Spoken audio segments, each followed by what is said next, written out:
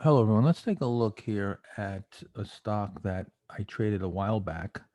Um, I want to show you how I go through the process of starting to watch a stock and then how it may develop over time. And sometimes you get a stock that sets up, or you think it's setting up, and then that setup fails. But I don't normally remove those from my screen if they still meet the criteria, or if it's something that looks like it could be set up maybe in short order. So this particular name here, MELI is the symbol, of course. um, I was looking at back here, you can see that it was a new issue, came out of a base, really didn't form any type of right side that I could have bought from, because there wasn't a pivot and it gapped out.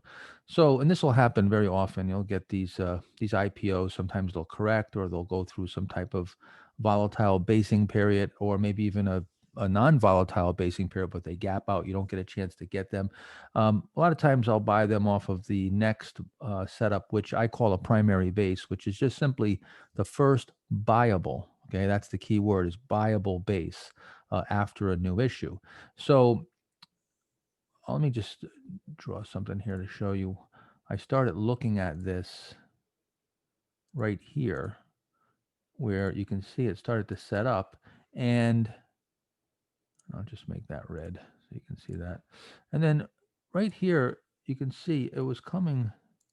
If it tightened up just a little bit more, right over here, if it just tightened up a little bit more and got through maybe that 48.16 level or so, I could have been buying that stock coming off of this little base that was, I don't know, what is it, 1, 2, 3, 4, 5, maybe six weeks or so, and that's fine with a new issue, recent IPO. But now, if you'll notice, the market was correcting at the time, and that weighed on the stock. That didn't allow the stock to break out. And you can see this right here. You got a pivot failure, came in here, and then you got a full blown base failure. You took out this low here, right?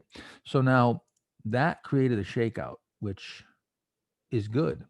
We want to see that in a base. We're not buying it here. And I'll just clean this up as I'm going along. I'm going to change what you're looking at here. So this actually, is something that I would probably, not be looking at too seriously at this point once it broke down.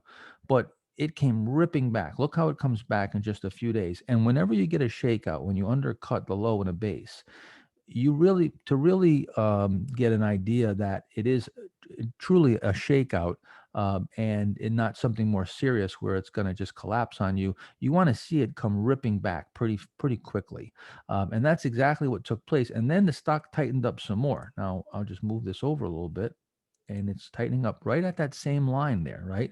That line of resistance.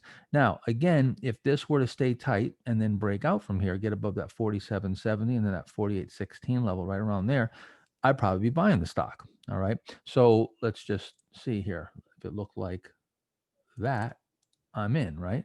Oops, sorry about that. But it did not. So I'm going to take that out. It actually had a little pivot failure again, but this time it didn't come back all the way back down. It started to tighten up. So now what you did is you started forming your first contraction after this low here. So now you've got the makings of a potential volatility contraction. Now, again, I still want to see it tighten up on the right side. So I'm watching it, I'm living with it. And at that time, you could see the market started turning up off the lows, right here. And you see that you got tight. You got nice and tight here. The stock really started tightening up. And you go down here and you look at the volume. During that tightness, the volume came way in, especially on that one day right there. And that's precisely where you want to see it, at the very right side of the base. When the price is the tightest, that's where you want to see the volume vacuum. You want to see the volume come down to as close to zero as possible. If it traded no volume, I would love that. See, that's something that most people, they'd freak out. They'd see no volume and say it's too thin.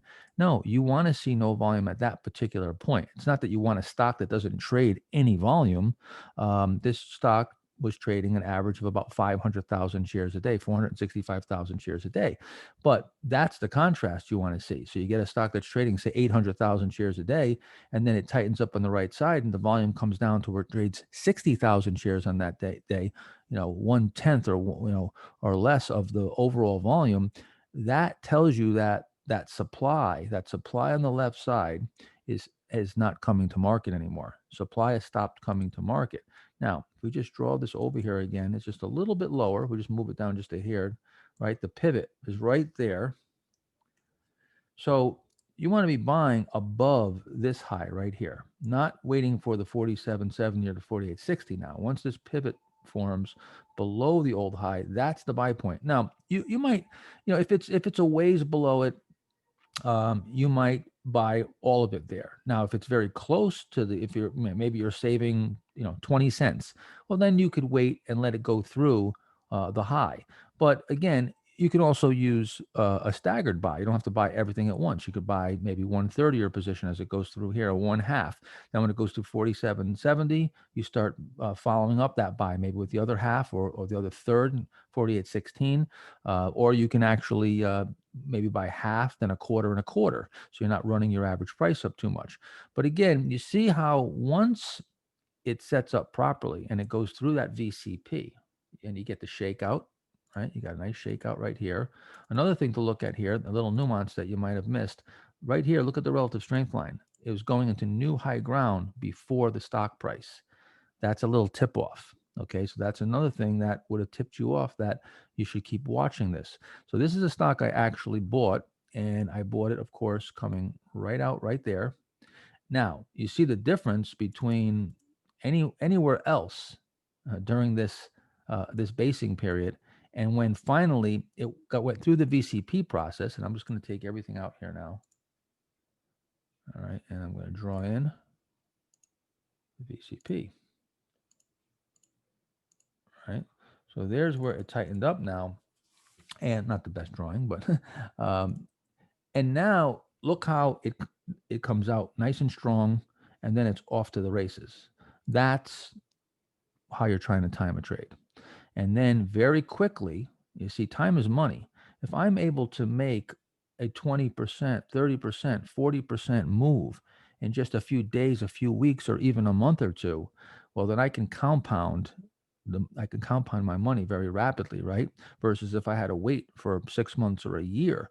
So time is very important, and you want to time your trades, and you want to get a velocity move as fast as possible. And trading is good.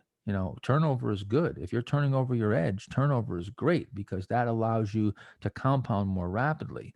So this stock just blast off, gaps up, comes in, natural reaction, another big move. I mean, just this is pretty much the whole move in this stock before it came back in pretty hard. But the stock went up from 47 change 48 up to $80 in just 1, 2, 3, 4, 5, 6, what's it, 10, 12 days. And that's precisely what you want to find in the market and participate in. So just walking you through on how watching a stock that is setting up, if it fails, it you keep watching it if it meets all the criteria, and it might improve with time. The setup very often will improve. So again, waiting for that perfect buy point, not trying to go in here and try to cheat and buy before it breaks out. See, if you started buying it here and trying to and waiting and forcing that trade, you quickly had a loss. Same thing here. You're buying it in the pivot, not waiting for it to break out. Wait for it to tighten up, set up perfectly, and then breach that pivot. And right as soon as it gets through that pivot, that's where you start placing your trade. And you want to get maybe a little bit of a bad fill. If the stock's moving fast and it's coming out of a perfect buy point, getting a bad fill isn't necessarily a bad thing. Getting all you can eat when the stock's in the pivot means that there's supply there. So again, I'm okay with getting a bad fill as long as shortly after the stock's even higher and it turns out in hindsight to be a good fill. So anyway, that's just wanted to go over this and give you a little blow by blow on how I'm analyzing these stocks, particularly looking for the VCP, and showing you how you can apply that to a recent new issue. Okay.